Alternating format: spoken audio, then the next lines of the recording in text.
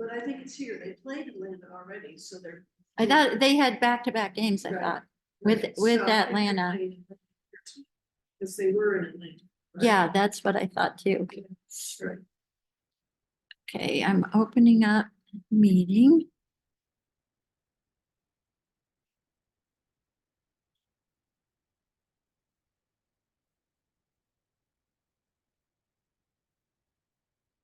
This is. Hope this is the right. Marks on the agenda. Okay, so.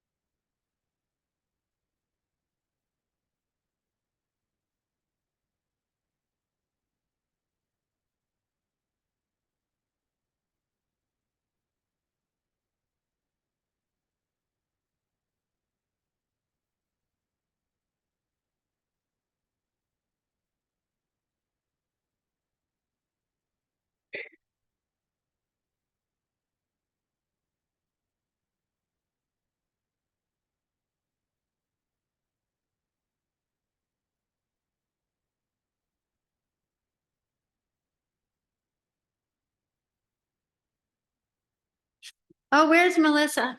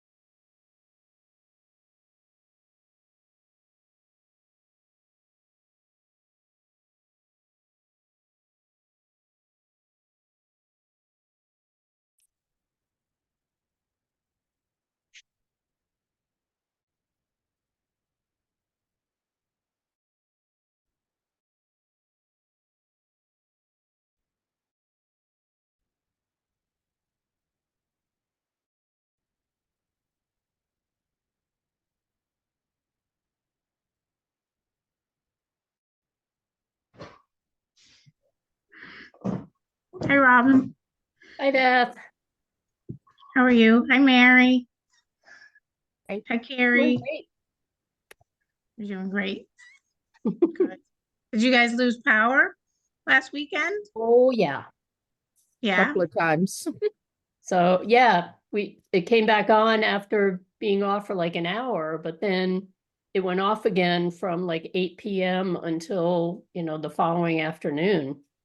So thank God for the wood stove. We were able to have coffee in the morning. Mhm. Yeah, I heard a lot of people lost for even, like 24 hours or so. We didn't lose power, so we were lucky. You're just up Montague Road, right? Yeah, half of Montague Road did lose power, like towards Leverett from us, but where our house was about the end of where people still had power, which was Yeah, good. we lost it the time Lucky before, you. but not this weekend, so it's strange. It is weird. Carrie, you have a question? You have your hand up. More of like, so we're bin of pickle. So we were using Becky's account right now because the normal one was being used. Typically Becky would open it, make me host and leave, but I think she has it set right now so that there is no waiting room. So we were able to enter no problem, but I tried calling her because I'm not host, so that's an issue. And then I called Grace to see if she knew what was going on, and I just found out that she's helping recycling committee do a in-person hybrid meeting, even though it wasn't scheduled. So I can't get a hold of Becky. Grace is going to try to get a hold of Becky. If she can't, then she's going to town hall to log in and make me host, because right now I don't have the ability to make anyone host and or co-host so they can share their screen. I was just gonna say, all that really matters is sharing our screens, right? Yeah, but since I Also, thought how it worked is first person who entered in this situation would then be made host, but that is not the case, unfortunately. You need the person whose account is to log in and pass it over. So when I find out more, I will let you know, but I just want to let you know that's the case for right now. okay, yeah, that's a little bit, I had some things I wanted to share, and I'm sure some of the applicants have things that they want to share. So yeah, we'll just have to wait and see, but yeah, if you hear anything, let me know. We'll just go through things that we can do without Oh, presenting things, I it guess. says like I can share my screen, so I guess worst comes to worst, I can always share stuff. Okay, yeah, if it's something you have, that sounds good. Well, it's 7 o'clock, so I'm gonna open the meeting. It's 7 p.m. on March 28th, 2024. And I'm calling this meeting of the Shutesbury Conservation Commission to order. This meeting is being recorded. Mark has Mark? his hand up there. Yeah, Mark, you have a question? No, I may have host privileges from my LWAC assignment, and I could probably transfer them to Carrie. I'm not exactly sure how, but I think there's a way. It's only with the account user, so this meeting was set up on Becky's town administrator account. So since she's the one that scheduled the meeting, she would be host in this instance, and she'd be the only one to transfer it over to me. Okay, But thank you. you're welcome. All right, well, the first thing on the agenda is approving minutes. We don't need to share anything for that. So, has everybody had a chance to look at the February 15th and March 14th minutes? Yes. Looked good. Yeah. Yeah, I thought they looked fine too. Okay, motion to approve, either or both. Motion to approve the February second. 15th and March 14th meeting minutes. Second? Robin? Okay, David, Aye. Harrington, Aye. Wilson, aye. Great, the next thing I wanted to talk about was the fee schedule, and I did want to share something with you guys, but I can't bring it up on the computer. If you Basically, I think I talked to you about this before, that I brought the fee schedule. The fee schedule is what's in our regulations that we approved this year. Brought it to the select board, and we went through the all of the fees, and the only thing that they had questions about were the NOI fees, because in addition to a local fee, when somebody files an NOI, they're also paying a state fee. And you know, the way the state fee schedule is set up is that the local gets 50% of that. So what I was going to show you is our actual fee schedule and the changes. What select board and I talked about was splitting the current local fees in half. Yes, Carrie? If you email it to me, I can share it. Let's see if I can do that quickly.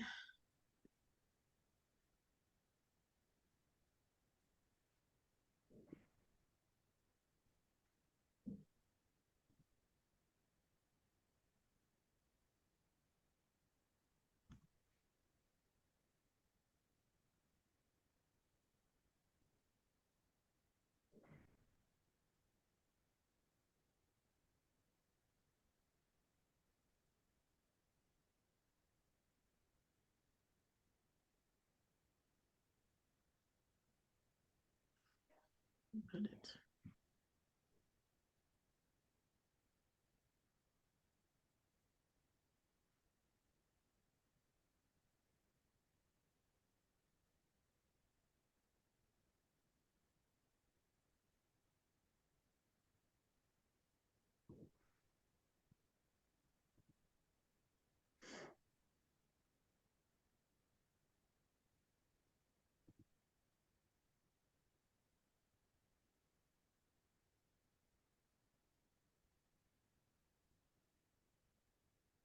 All right, I just emailed it to Carrie.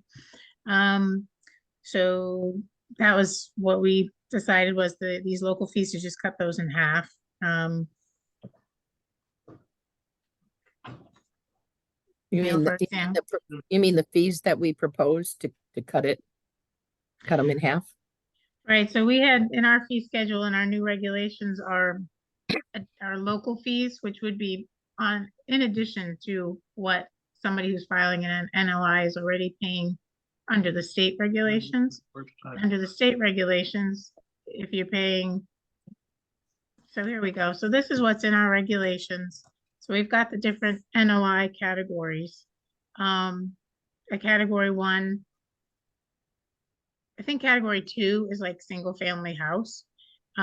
So that we were gonna have $100 in addition to the state fees, which with the state fees, 50% of it is already coming to the town. So it just seemed a little over the top. So I agreed that cutting those in half makes sense.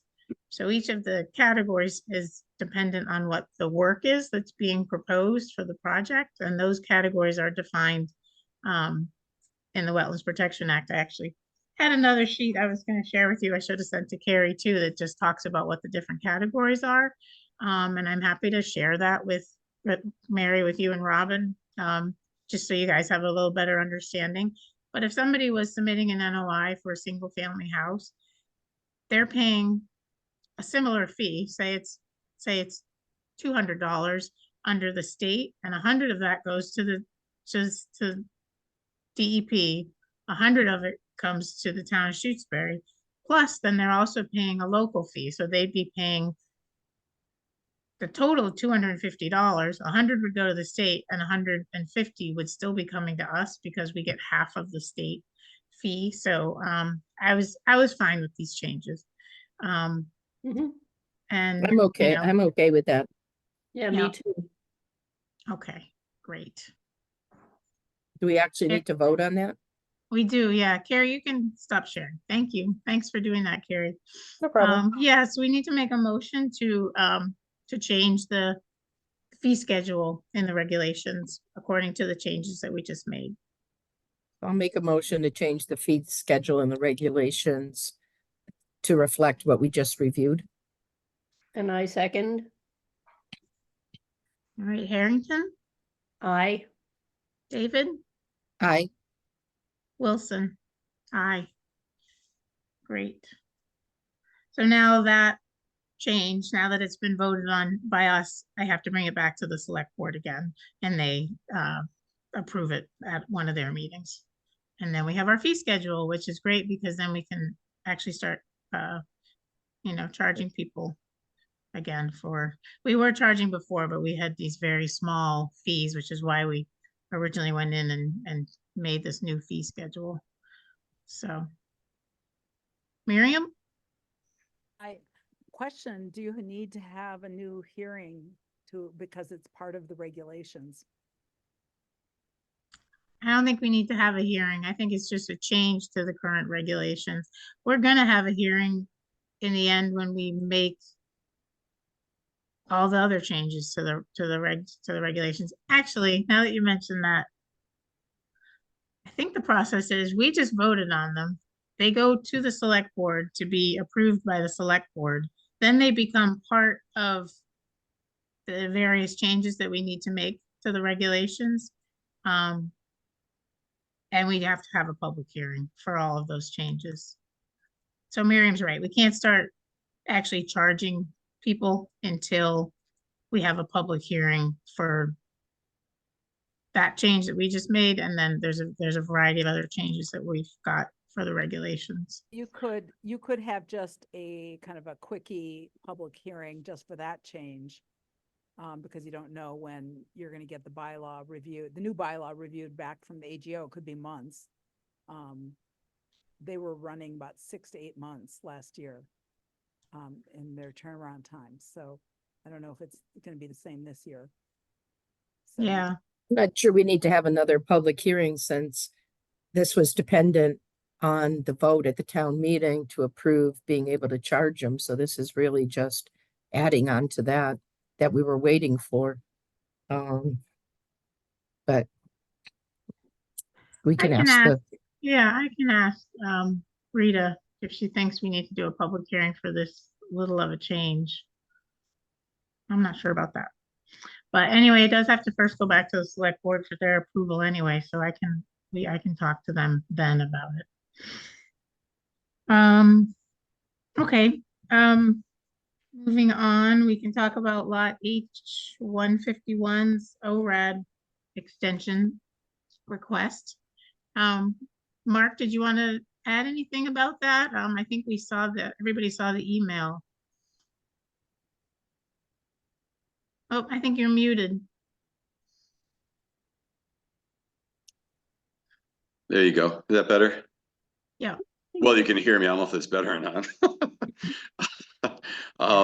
I just want to make sure you folks received them, and Carrie said that she had received and sent them all to you folks, and Beth, you also responded that you had received. So my wetland specialist, Dan Nietzsche, did go up there, take a walk through. He was happy to say there were a bunch of ribbons that were still in place. So he checked those, and of course, with those ribbons, you could tell where other spots would be. He saw nothing that had changed, and that's what he reflected in the email to you. Okay. Yeah, that all sounds good. I was also going to share. I guess I could have emailed Carrie all these things. I started filling out the DEP form for doing an extension of an ORAD, or an order of conditions. It's pretty basic. One thing I'm going to need from you is the recording information of the ORAD. The copy of the ORAD that I think Carrie found that was in our records here didn't have the book and page for when it was recorded, but that needs to go on the extension form. So if you Okay. could find that and send it to me, that'd be great. Absolutely, not a problem. I'll send it out tomorrow. All right. Is everybody all right with that? Yeah, So do we need to vote on that? Yep, we need a motion Okay. to issue the extension. So I'll make a motion to issue the extension for lot H151 on Leverett Road. I second. All right. David, Aye. Harrington, I and Wilson. Aye. Great. So I will be, once you give me that information, Mark, I'll fill out the form, and then we'll get it to you. and then you have to record it. Absolutely. Yeah. Yep. Is there, would there be a fee, for that, We don't extension? have a fee schedule right now. I was listening, There but I will wasn't be paying in the- attention. Okay, There will be in the future. very good. So I'll get that to you tomorrow and then we'll stay in touch. Sounds good. Thank you, folks. Appreciate the help. Thank you. Bye-bye.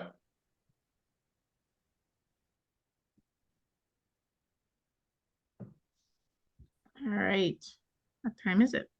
Ooh, perfect timing.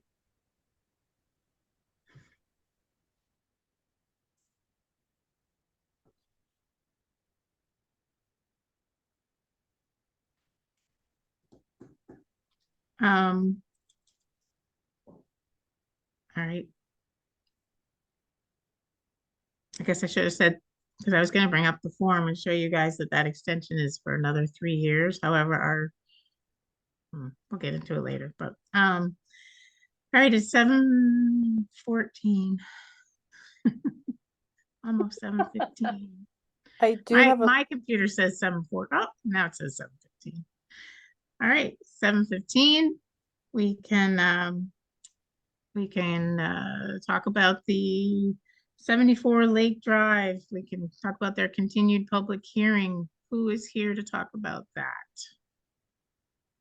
Hi, everyone. Ryan Nelson from R. Levesque Associates. Hi, Ryan. Hi. Do I have screen sharing potential, or is that something we're still working on? we are still working on it. Last time I heard, Grace was driving up to town hall, so that way she can log into the account and give me host abilities, but I haven't heard back yet. Okay, so I'll verbally try and explain the changes. You I are can, sorry, I can share the revised site plan if that helps. be helpful, yes. Okay.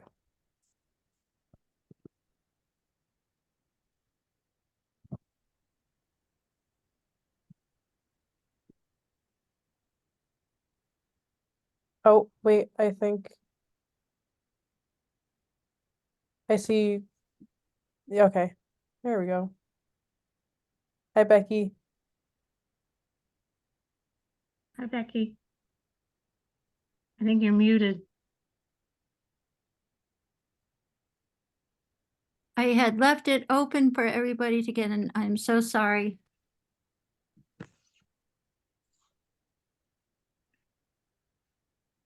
Okay. Okay, Ryan, I made you a co-host so you can share your screen now. Okay, thank you. You're welcome. Good timing. Perfect. My apologies, Beth. Okay. All right, can everyone see this? Yes. Yes. Okay, great. All right, so quick recap. Applicant Tim Pickering owns this property. He recently purchased it. He's looking to refurbish the existing house. That includes redoing the foundation, the decks around it, etc. There will be a new septic system required. Proposed leach field, tanks are going out here in the front. Leach field will be here. Some of this work is proposed within the buffer zone to Lake Wyola. The bank flags are right here. There are some existing docks, an existing dock that will be brought into compliance in a Chapter 91 simplified application applied for in the future. There's a wooden boathouse near the lakefront that the piers are going to be repaired. No earth changes or anything or changes to the boathouse on that. There's a proposed garage on the uphill side of the property closest to Lake Drive, a short paved section of driveway leading up to that garage. There's retaining walls located here just to resolve that grade change around the septic leach field and the existing home. But all of this work related to the garage, the septic, and the retaining walls is located outside of the 100-foot buffer zone to the lake. The 100-foot buffer zone is this line right here. So really, the work within conservation jurisdiction is related to connection to the proposed septic tank, the reconstruction of the existing house, and then select tree removal in the side yards and backyard area. So there's an existing row of trees on this easterly side of the property that are hazardous to the neighbor structure. So those are proposed to be removed. And there was some concern brought up at the last meeting for a replanting plan. So the applicant is looking to plant spruce trees in between the existing stumps of the trees that will be cut. So all trees to be cut will be cut flush to grade. We're not proposing to remove any stumps. So the stumps will be left in place. And like I said, a spruce tree sapling would be planted in a row as a, like a screen buffer along that property line.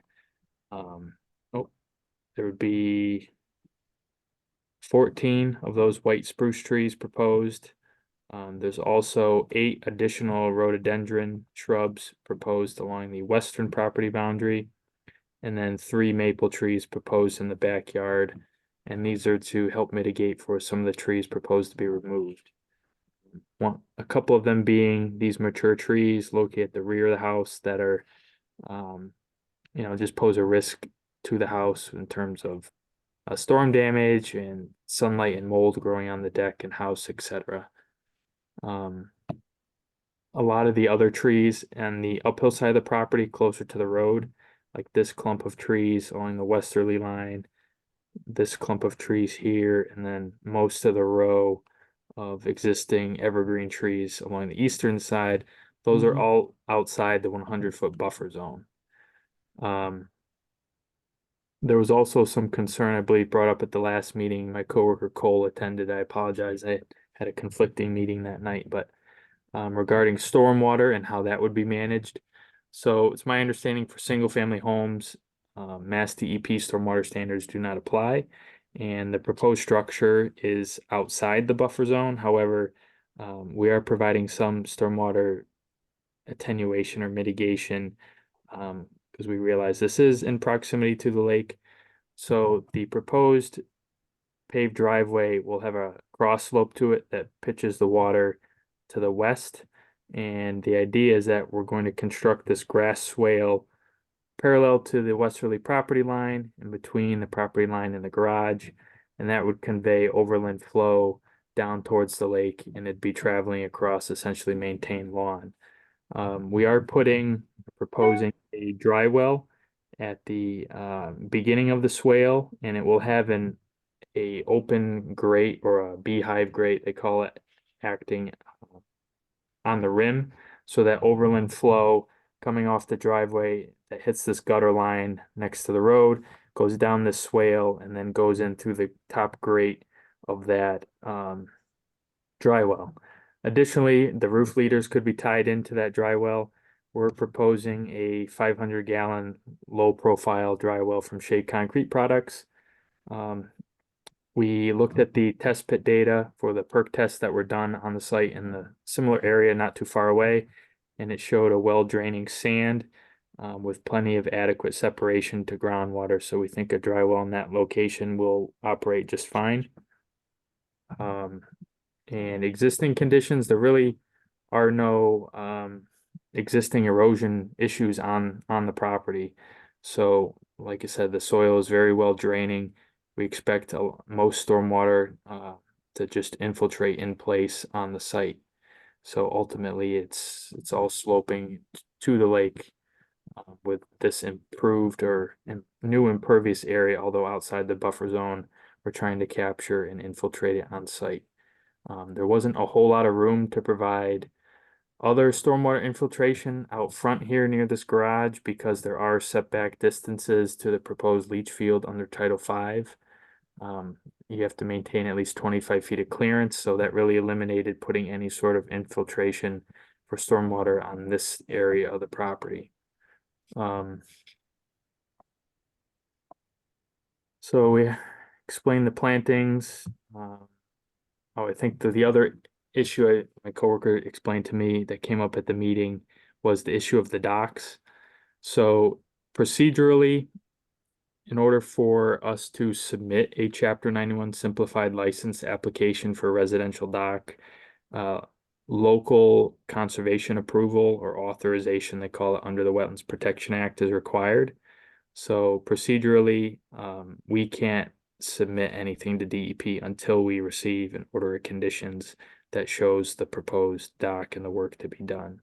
So I think similar to previous projects like this, most recent example we worked on was for Mr. Evan Jones, just up the street, where as one of the conditions in the order condition would require that a Chapter 91 license be obtained prior to construction or a certificate of compliance.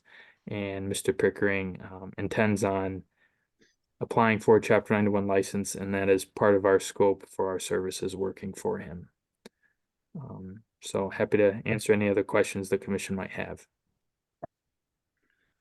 I just have a question, to the west of the, existing house where there's gonna be the grading, and, you know, you're doing grading next to the garage and everything, but that's not in our jurisdiction, but all the grading around the house, is that just gonna be grass afterwards? That's just proposed to be loam Yes. and seed? Yep. So right now it's all grass around the house. We're really not doing much grading within the buffer zone. The only grading we're doing is for the install the septic in the front corner of the house.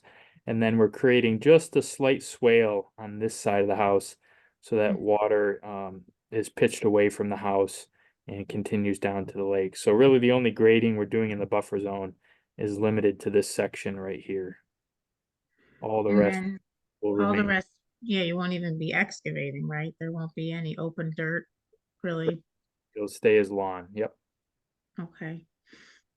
And I guess access, you know, to get in to do things like lifting the house up and whatnot, trucks will come down that from the old driveway sort of, Right. and, Yes, right um, here. Yep. yeah. I'm just thinking of erosion, but you've got erosion control up, so that's good. And then just in terms of the number of trees, did you actually count, I guess, how many are coming down within the 100-foot buffer, and then how many are replacing?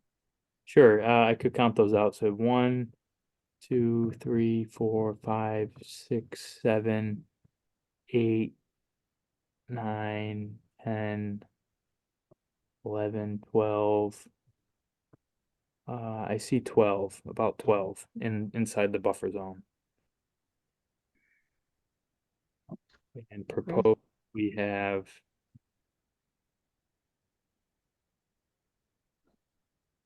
about 25 total.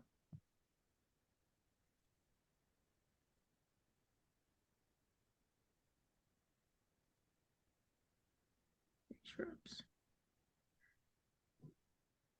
All right, I don't have any more questions. Robin and Mary, do you have any questions? No, Yeah. I think that actually answered all of the questions that we had submitted to them. Yeah, I agree.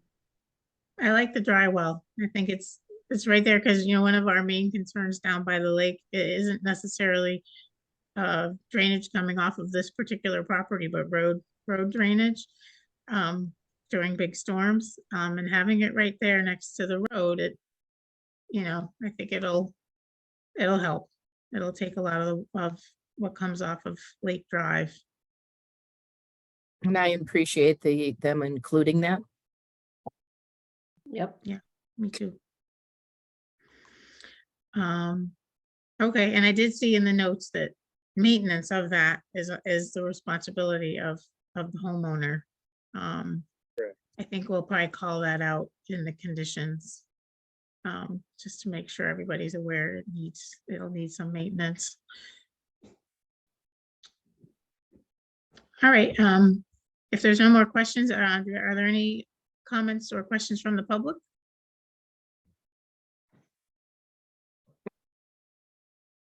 Nope. Can we stop screen sharing? Thank you. Thanks, Brian. All right, in that case, motion to close the public hearing. So I'll make a motion to close the public hearing for 74 Lake Drive. I second. All right, David, Aye. Harrington, Aye. Wilson, aye. All right, I'm gonna take that information. I don't have the order of conditions prepared for tonight, but we will discuss the order of conditions at our next meeting, which is April 11th. Okay. And we can put that on the agenda 7:15. Does that work for you, Ryan? Yes, that's fine with us. Yep. Okay, and as you know, like, you don't necessarily have to attend when we're just doing the order of conditions, but it is helpful for you to be there in case you want to question some of the conditions that we're putting together. Sure. Yep. If I'm available, I'll try to attend. Great. All right, thank you. Thank you, everyone. Appreciate your time and effort. Thanks.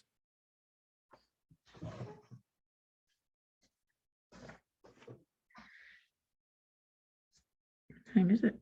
All right, 7:30. What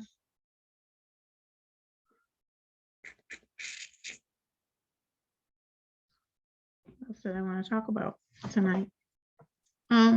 Something that is on our agenda, is the 244 Baker Road enforcement. And I was a little bit distant from that. I think, Mary, you know more about that than I do, but it sounded like Mhm. maybe a next step might be a site visit. Yes, we need to do a site visit. We had said we'd do one in the spring, so now that most of the snow is gone, that would be it for us to do. Yeah, that's probably the next step to do there. All right, well, how about I will. So I see Peyton is here. Maybe she can give us a date and time. Hi, this is Peyton Javinsky speaking. What days best work for you guys? Afternoons are good for me. Hello? Okay, afternoon, any date. Robin, do you have a special date to? Okay. No, not really. Okay. So I'm not sure if you guys want Brandon, because he's the deed owner of the house. Do you want him also there while you guys are doing the inspection, or? It'd be great to have somebody there,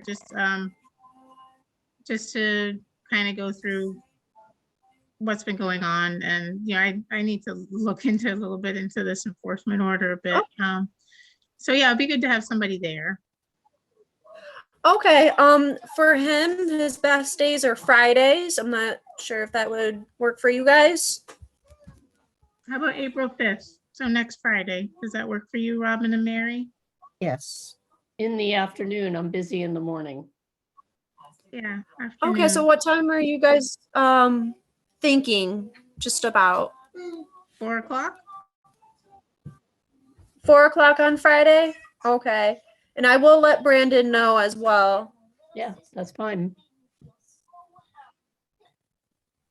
Okay.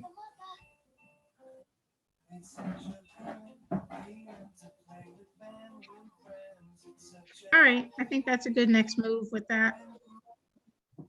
Thank you, Peyton. Okay. That sounds good.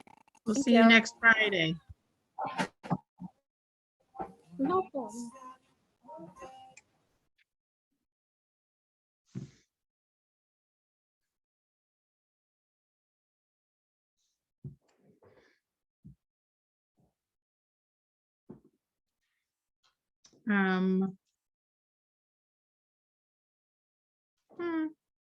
Well, 7:33. Anybody have anything to share? Robin, Mary? So Mary, the only thing to share that the dam keeper did let me know that they would be starting to raise the level of the lake. It's time of year for that. So that's letting the Conservation Commission know. Okay. do they send us anything official about that, or is it just through you telling us or? Yeah, they usually they just call. And then the town sends out a notice if they want to send out a notice. Okay. Carrie? Just adding, I had someone ask about this as well, and I was talking to Becky because I believe she had just spoken with Howard about this. And so I don't know if you saw my reply, but I just had informed her that typically around, I think it's April 1st, I think it's spelled out in the order of conditions for raising the lake. And then I informed, because she was asking if these dates could be posted yearly, and I told her that yearly they don't change. I think it's they rise every April 1st, and then the drawdown has to be finished by November 1st, I believe. Yeah, they are the And same. They are the same every year. Okay. Okay. I attached, I think you, Beth, Yep, Becky, exactly. and Howard, just in case if I got anything wrong. Excuse me, I think that the raising has to be completed by April 1st, not commencing by April 1st. Yeah, that's what I wrote in the email. Yeah. That So makes he sense. started it because it goes over a few days. I think with all the rain we've had, it'll probably go. I think it's already starting to go quicker, so. I'll let people know when I'll let you know when it's completed. Okay. Mary and I also did a little site visit of Shore Drive and Pine Drive. Is it Pine Drive? Just to look at the drainage there. Just because we've heard from a few people that live in that area that the drainage system that's there, and then just some of the unfortunate incidents with rain events lately the rain events have caused erosion and caused gullying in strange areas. And then the actual drainage system itself does look to be, there's the basins need to be cleaned out, and so that's just something we need to sort of keep an eye on, I think, and figure out how the Concom wants to get involved in all of that, and working with LWA on those issues. But it was good to do a site visit and see the area and see what people were talking about. So I did think that we should just send a letter to the LWA just to say we did a site visit and reviewed it, and that we would appreciate them looking at it for some repairs that need to be done. However we want to word that, but just a notice to them that we have looked at it and there are several areas that need to be repaired. Yeah, we can do that. A letter sort of documenting what we saw and making recommendations in terms of how it affects the Conservation Commission, what we care about in terms of sediment getting into the lake. Okay, you want to work on that, Mary? Sure, I can work on that. That would be great. Tracy McNaughton? Yes, so I was involved in planning that project back in 2019. In the order of conditions, it's from the Conservation Commission, it's supposed to be cleaned out once a year. Right, do you have a copy of the order of conditions? I think yes, I think a resident who's been talking to us about this issue sent a copy. But what I told her was I wanted to look at the whole file and look at the rest of, what exactly the design was, and just look at the file, the Concom file about that project. So I do plan on doing that. Okay, great, thank you. Could you, if you have a copy, Tracy, could you just send me a copy so that I have it? I'm sure it's in my notes, but. I gave the file to a resident, but that lives on the road, so I can get that. I don't have a digital copy. Oh, that's all right. Then I can go back and get Carrie to look it up for us. Okay. Thanks. Yeah, I was thinking of, finding the actual file back in the office and looking through it. maybe we do that, and from that, we draft a letter. Yeah, it know. seems to me that it would be better than, I mean, the residents here, granted, some of us might have some of the documentation, but it's Concom documentation, and I think it would just be cleaner if the Concom was just going to their own files. I mean, if you're missing anything, Right. feel free to give me a text or an email and I'll see what I can do, but I think you should have everything. Yeah, yep, Thanks. yep. So Carrie, if you can just pull that file, I'll come by and look at it sometime. What do you think the file name is for it? It should be, Pine Street drainage. Do we know a year? what was the title of the project, Tracy?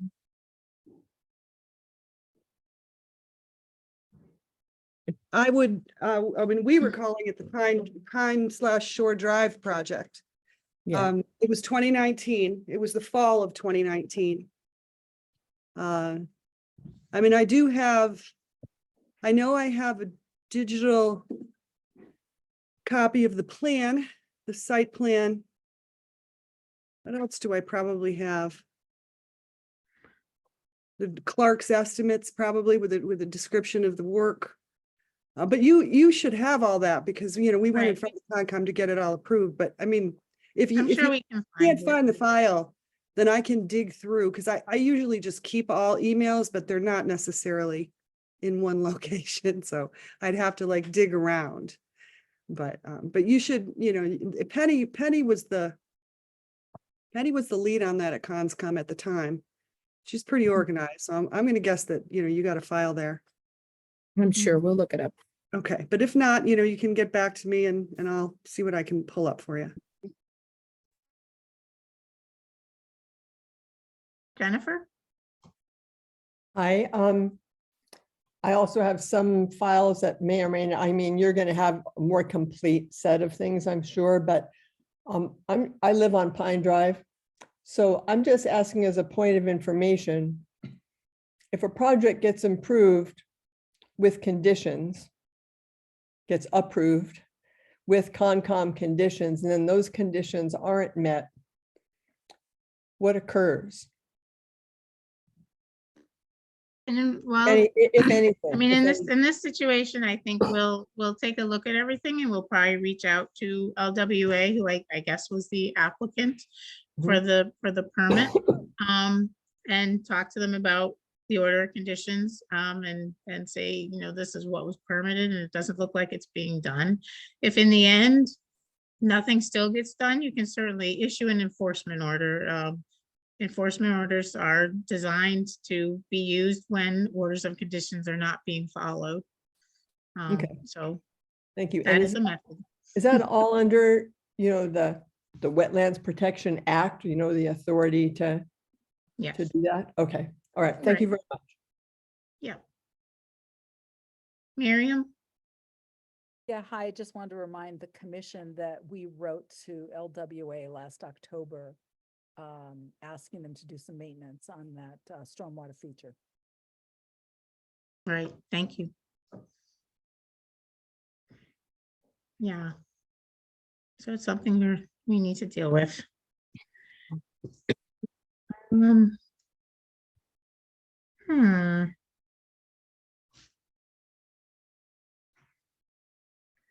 Can't really think of anything else to share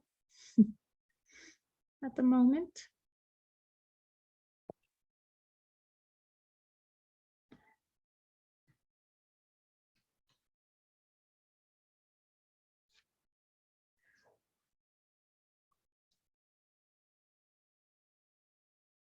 Robin and Mary, are you guys around for all of our meetings in like April and May?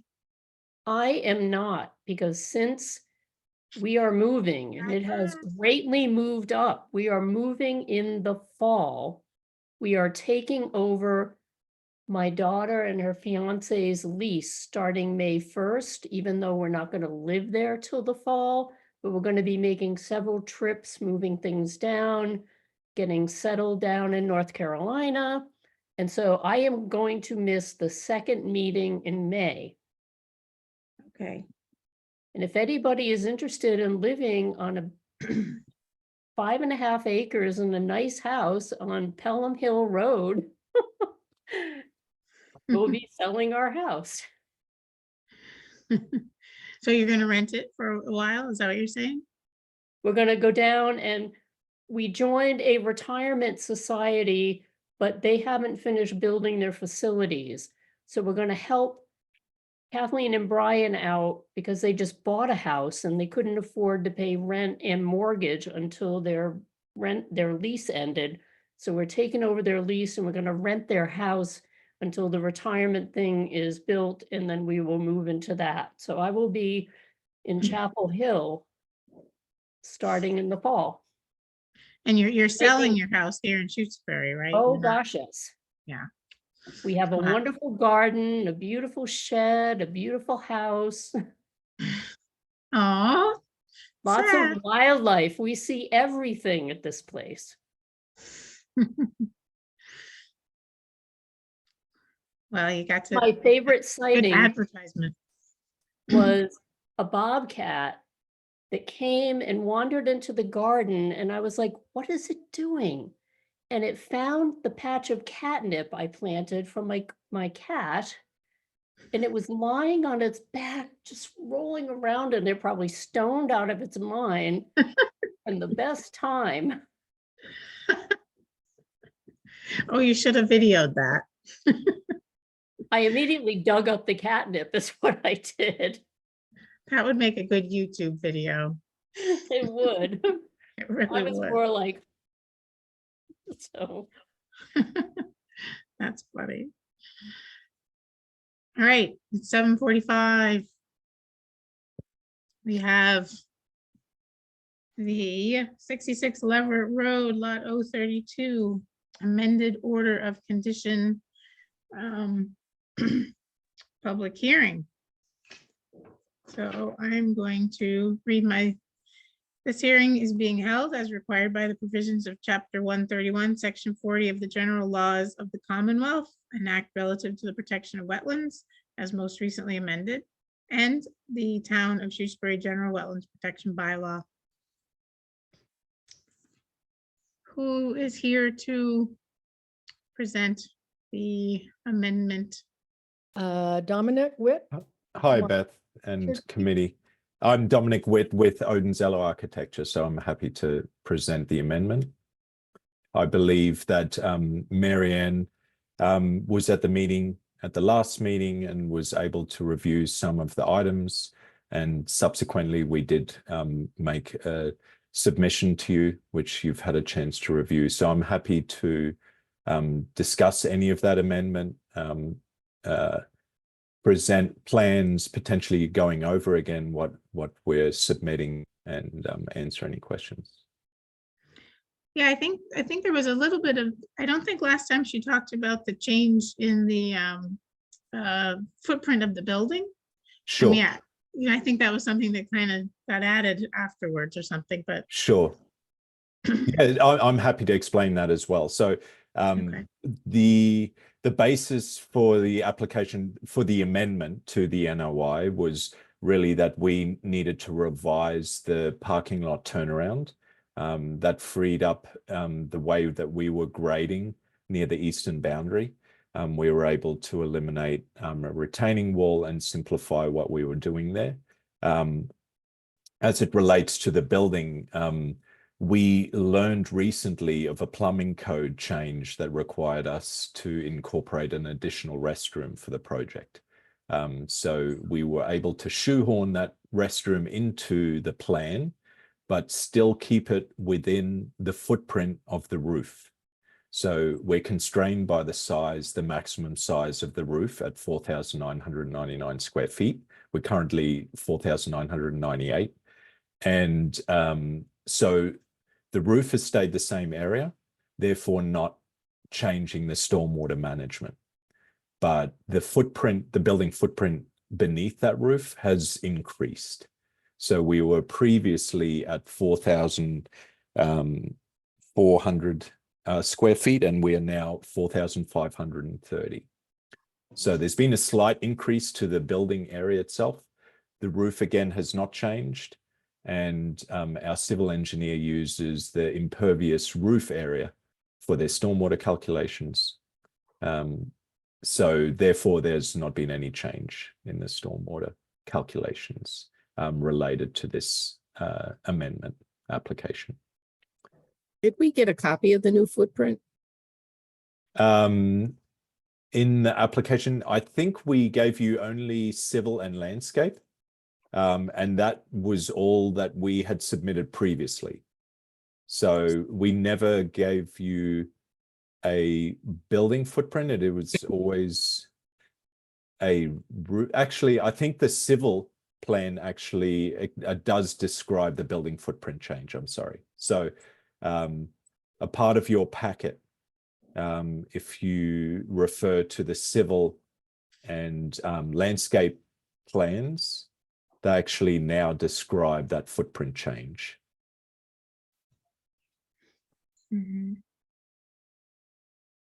So we didn't actually receive a new diagram of the building. Oh, as part of the submission package, I thought that was a, let's see here. I'm trying to get a total of pages. Did we not submit like a 43-page packet to you?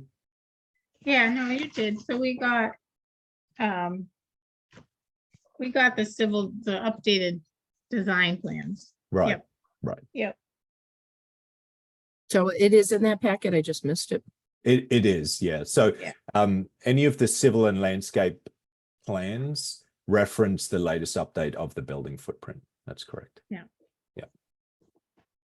And they show the parking area change too. That's correct. Yeah. So we wanted to update you on the building footprint change along with the parking lot change as part of this amendment, just to be transparent with what's going on in the project.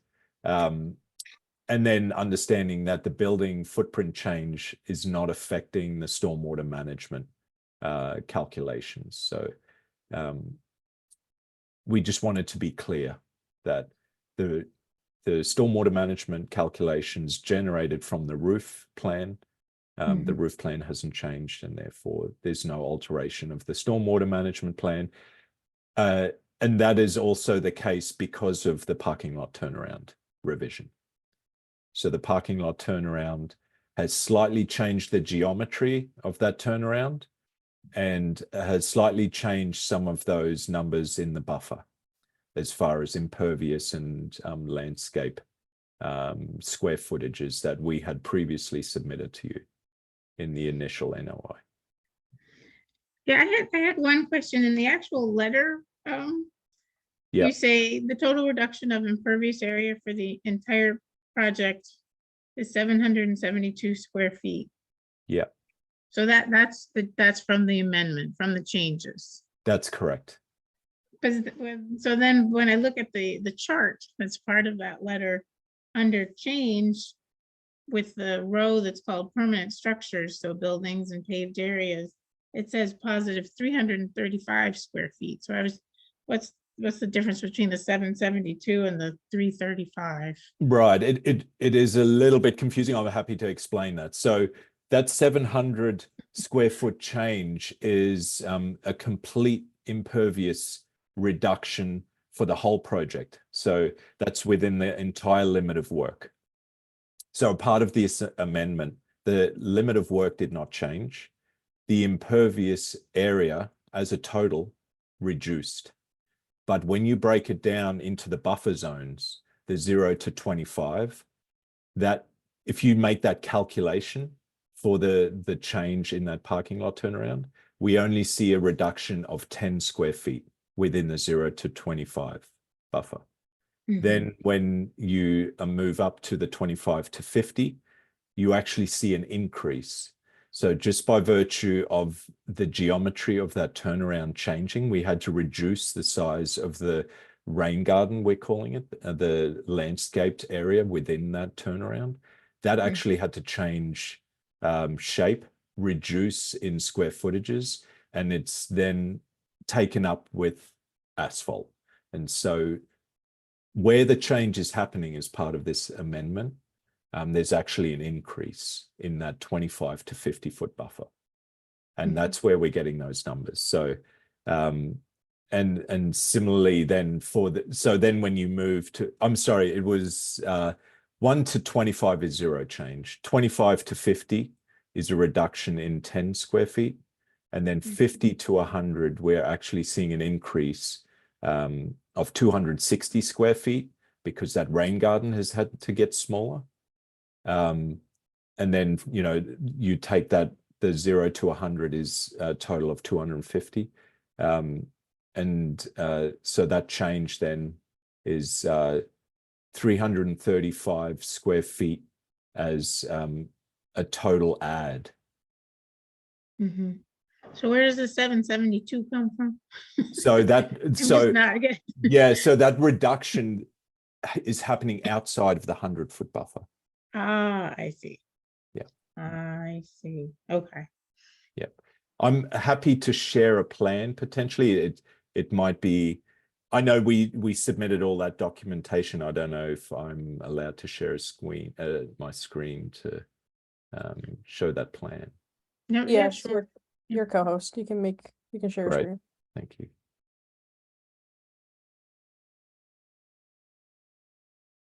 I'll try and increase the size here for you.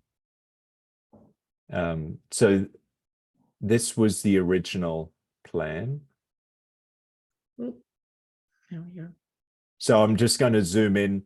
Again, just for reference, we have Leverett Road to the right. We have the entry drive getting into the site and the parking turnaround here. The library building, you see here. Everything else on the site is unchanged. Again, the limit of work has not changed. As I zoom in here, and then focus on the turnaround quickly, just to mention that this is the small portion of building that has increased. Small square footage here, but it is still all captured underneath a roof that has not changed in square footage. So it is this small area here. So this is what we submitted in the previous NOI.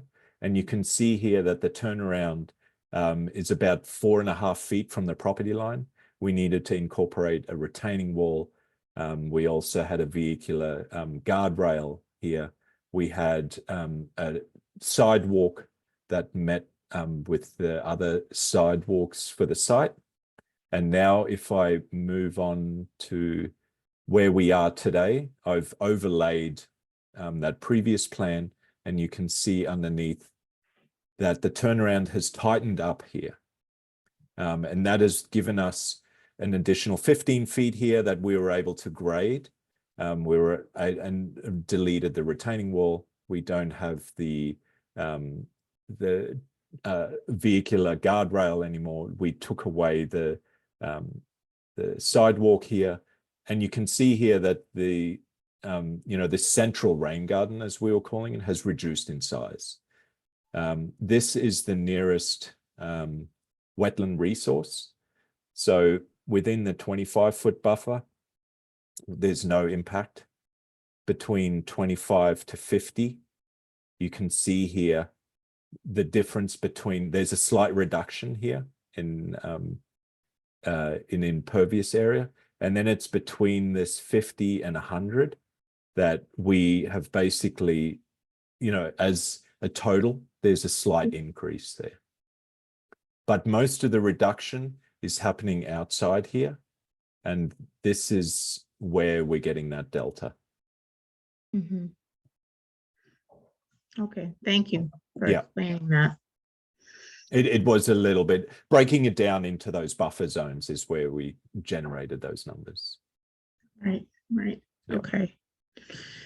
All right. I don't have any other questions. Robin and Mary, do you have any questions? No? No. All right, are there any questions or comments from the public? We stop screen sharing now too? Oh, I'm sorry. Sure. Thank you. All right, I'm not seeing any questions or comments. So we need a motion to close the public hearing for the amendment. I'll make a motion to close the public hearing. I Second, second. all right, David, Aye. Harrington, Aye. Wilson. Aye. All right, Carrie, if I could share, I have put together an amended order of conditions that we can look at and possibly get through tonight and be able to issue it tonight. Okay, So- you should be able to share your screen. Okay, great. See if I can find what I want.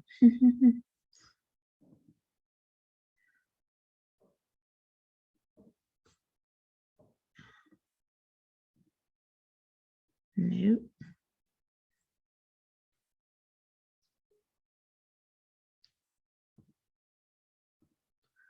Got it. Had to go through everything in my Chrome. All right, so this is special conditions for the amended order of conditions for 66 Lever Road. Basically what I did, I took the original special conditions and added this little section describing the amendment to the finding of facts. So the applicant proposes to amend the original order of conditions. Changes include altering the parking and driveway, removal of retaining wall, and the other things that they're doing. Changes result in a reduction of 772 square feet of impervious and allow for the addition of 2 plantings. Oh, Penny, you have a comment? I just think it might be valuable to include that the roof footprint has not changed, because I think that's relevant to the stormwater management plan. And I think it would be good to acknowledge that in your findings of fact, if you would consider doing that. Sounds good. We can put that as B, maybe increasing the footprint of the building.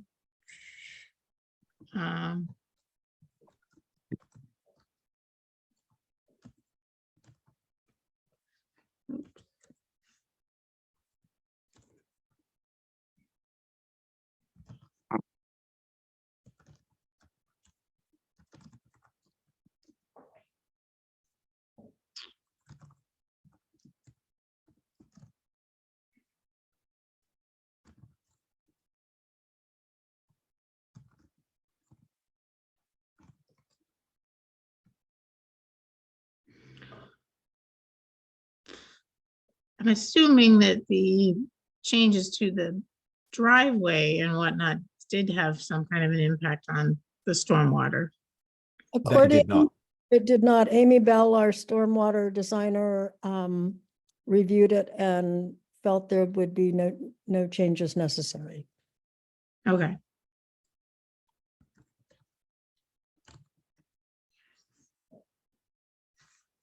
What do people think of that?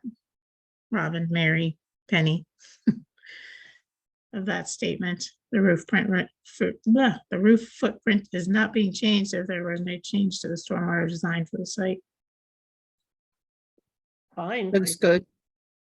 Okay. Thank you.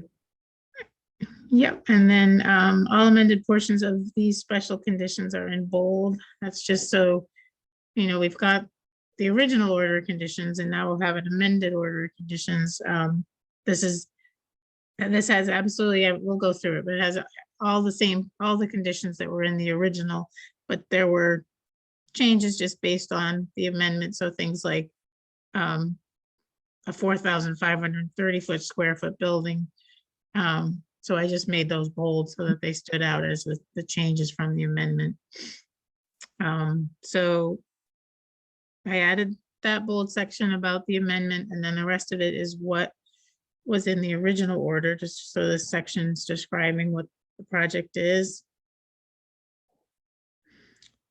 Refers to the plan sets and the NOI, and so I've added the plan sheets that were changed with the amendment and the letter that was included with the amendment documents. And then the conditions all stay the same. Let's see if there's anything above that. No, it's all fine. Yeah, so all the same conditions. And then these were bold with the original order. They're just calling out some of the particular documents that are being required. And that's all. I haven't changed any of that. And that's really it. That's all I did. Making sure I didn't change anything else.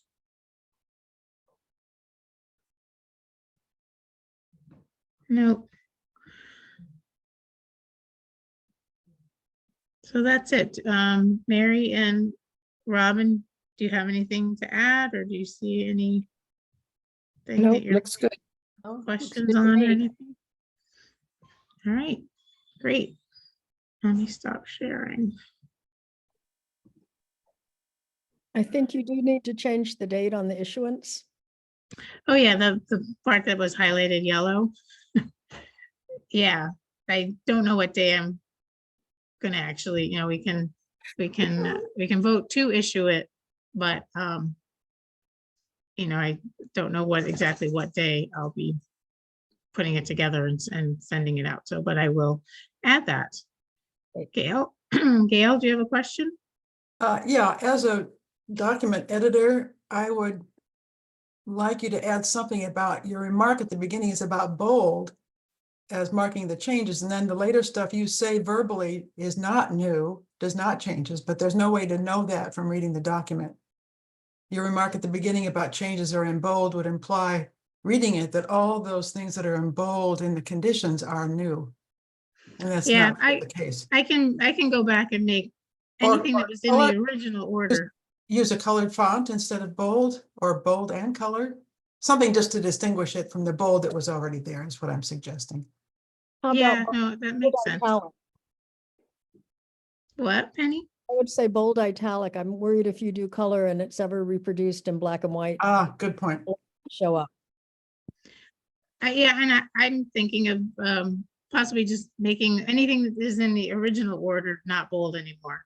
It doesn't need to necessarily stand out as much, and I'll just leave the things that are from the amendment bold. Good. Yeah, I like that idea. Okay, I'll do that. Miriam? Yeah, I just want to remind you that the expiration date of the permit does not change when you amend an order of conditions. You have the That's right.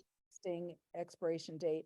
And also, just because I was looking at my calendar when you closed the public hearing earlier for the project over on Lake Drive, I just noticed that your next meeting is 20 days from today, and you have a 21-day limit for issuing an order of conditions. So I just wanted to make you aware that you've got some time pressure there. Wait, say that again? When you close the public hearing, you have to issue the order of conditions within 21 days.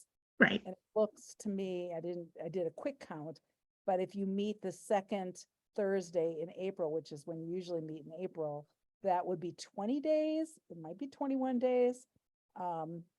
So I'm just bringing this to your attention, because if for some reason you had to delay that meeting, you would have a problem. So, well, we're meeting on the 11th, which is 14 days from today. Oh, okay. Well, yeah. Yeah, but when I did the count, that came out, maybe I counted wrong. It's 2 weeks from today. It's 14 days. Okay, so I guess it is, I counted wrong. Sorry, never mind. That's okay. And yes, you are correct that amendment does not change the issuance date of the original order, so that will be on there. So let's vote to issue the order of conditions as discussed. Motion. Make a motion to issue the amended order of conditions. I second. All right, Harrington. Aye. David. Aye. Wilson. Aye. So I'll get that together, get the form and those special conditions all together, and we'll get it issued next week at some point. Thank you very much All for right, hearing us today. Thank sure, you. thank you. Thank you very May, much. may I ask of the commission a question regarding the three tasks that we were assigned, which are coming up with an invasive removal plan, coming up with a final planting plan, and a trash plan. Specifically, I'm interested in knowing how much specificity you want in the perennial planting plan. Are you more interested in the trees and shrubs? Or do you want to know every perennial that's going to be planted around the building?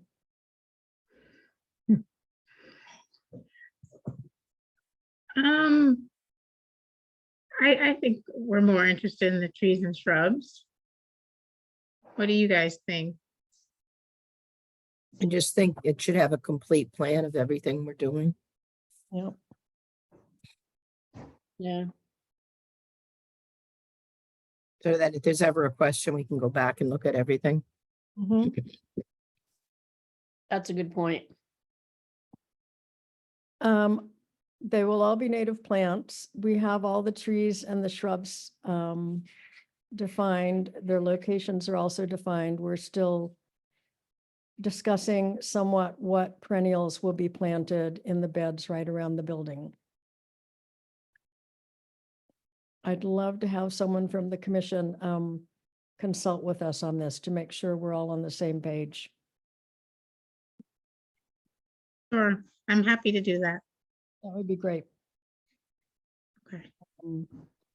Frankly, I think our landscape architect has done a wonderful job, but I don't think they've grown plants in Shutesbury, and some of the things they have proposed, I have some concerns will not be viable here.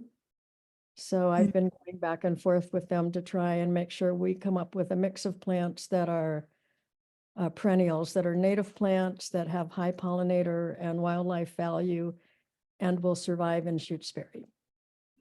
But Beth, I would love to That's good. consult with you as time goes on. We're actively working on that now. Okay, yeah, send me an email. Okay, I will Sounds do good. that. Thanks. We can get together, and Robin and Mary, if you want to join too. The more the merrier. The more the merrier. Yeah, we can just send some emails around and we'll see. That sounds great. I appreciate that. Okay. All right.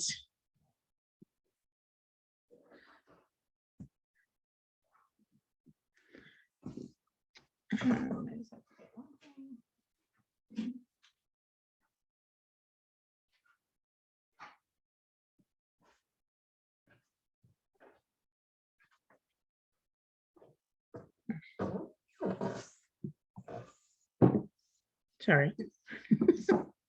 Moving my papers around. Looking for something. All right.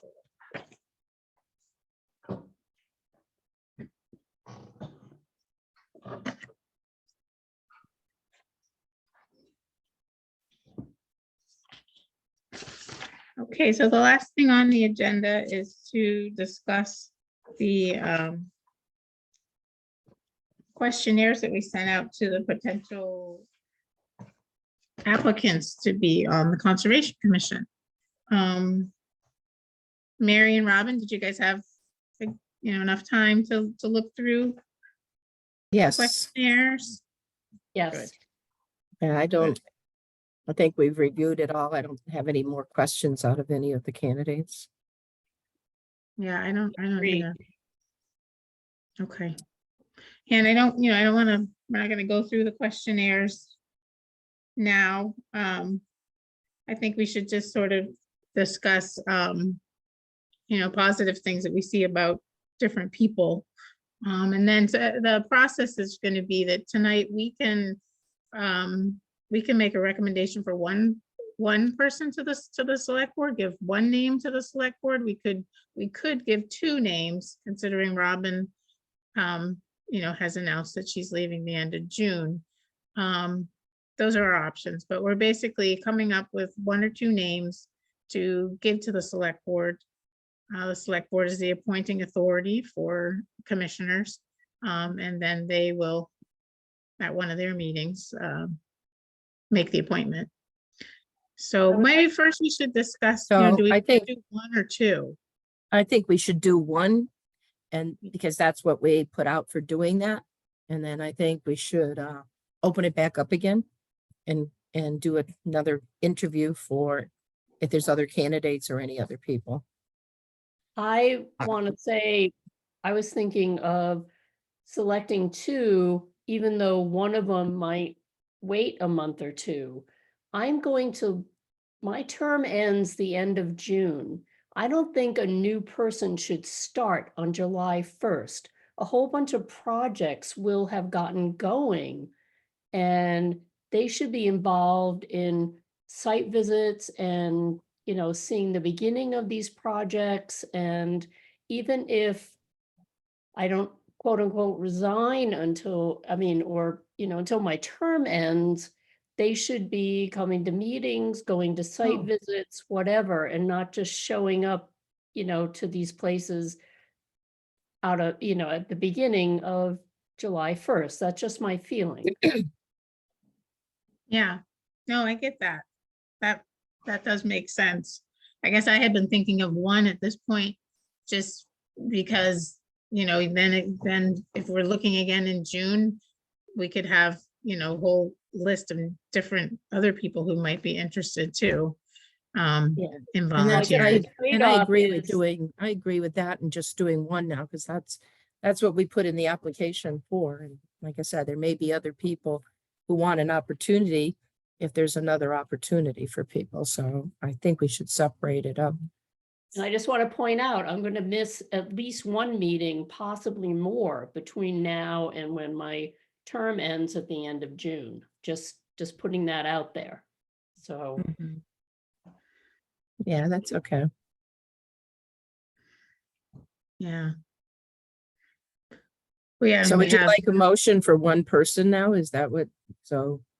I don't think we need to make a motion for that. I think that was just the beginning of our discussion, just deciding if we want to do one or two, and then we can kind of discuss the positives about the different candidates, and then we can vote once we decide on who we are making a recommendation for.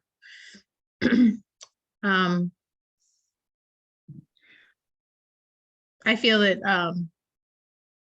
Bob Douglas has a lot of experience with Conservation Commission work. Obviously, he's an agent in another town, so he knows the regulations, he knows the state regulations, he knows the whole process of how Conservation Commissions work. And as we move forward, it's important to have some experience like that. I don't know if I'm going to be able to stay as chair forever and ever. I've got a lot going on my plate, so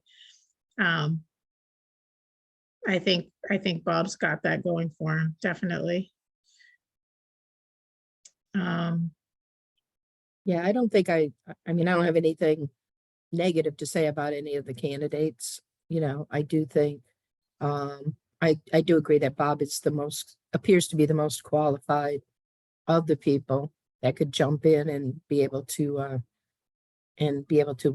get started running, and not have to learn as much as either of the other two candidates might have to. I was actually most impressed by Tom Seifert. Just the times I've seen him, present at meetings or whatever, and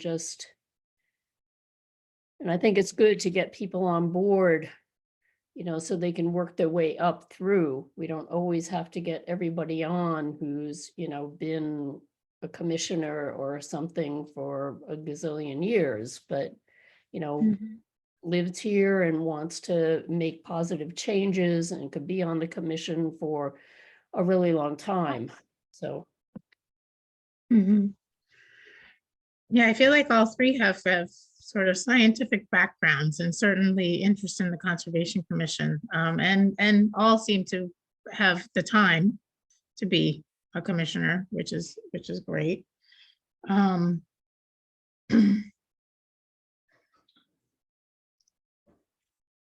I know, yeah. Not gonna say, yeah, I think in the end, they would all be good potential candidates. Again, I just looking at how they answered the questions, and where I'm coming from in terms of feeling like we may get some pretty big projects coming through, in the next year. Having somebody like Bob on board would be really helpful. So So I'd like to make a motion that we recommend Bob to be our volunteer candidate to go through the select board. do we have a second? I'm not sure I can be a second. Can I be a second?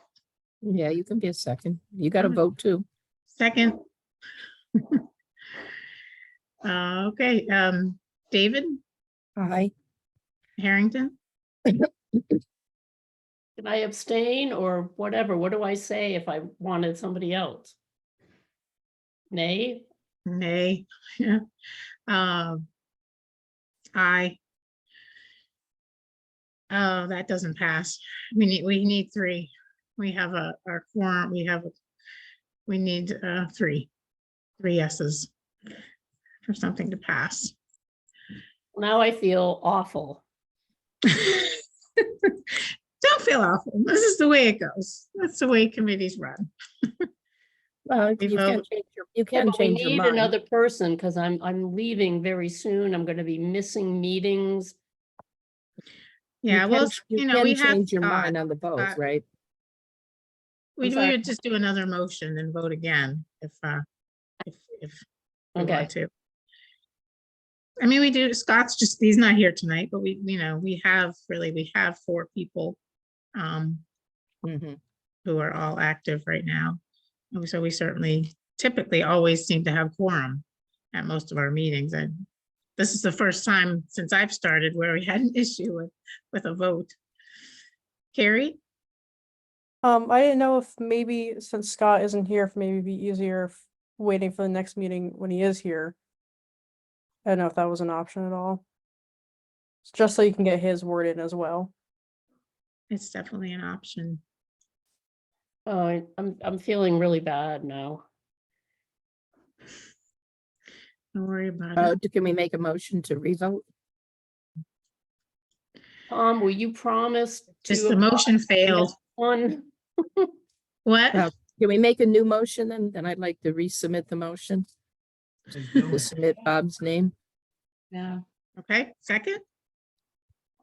I second that. Harrington, I David, Aye. Wilson, aye. All right. Tom, do you have a question? Oh, oh, thank you. I thought your hand was up with a question. Oh, okay. No, thank you, Tom. Thank you, Tom. apply Thank for you the for- next one. All right, so that will be our recommendation. I'll put something together and get it to the select board next week. And that's it. Does anybody have anything else for the congratulations, Bob? Great. Well, at least it's just a recommendation. Okay, motion to adjourn. Second? Second, All right, Harrington, aye. David, Aye. Wilson, aye. All right, thank you, everyone.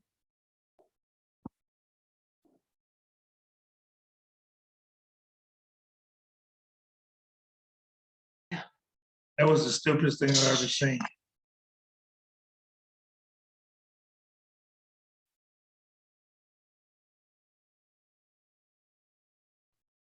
Did Beth leave? Yeah, we voted to leave, so Oh, I missed the motion to adjourn. Okay. yeah, that's what we just did the motion and voted on it, so Okay. we can go ahead and close the meeting. Thanks, Carrie.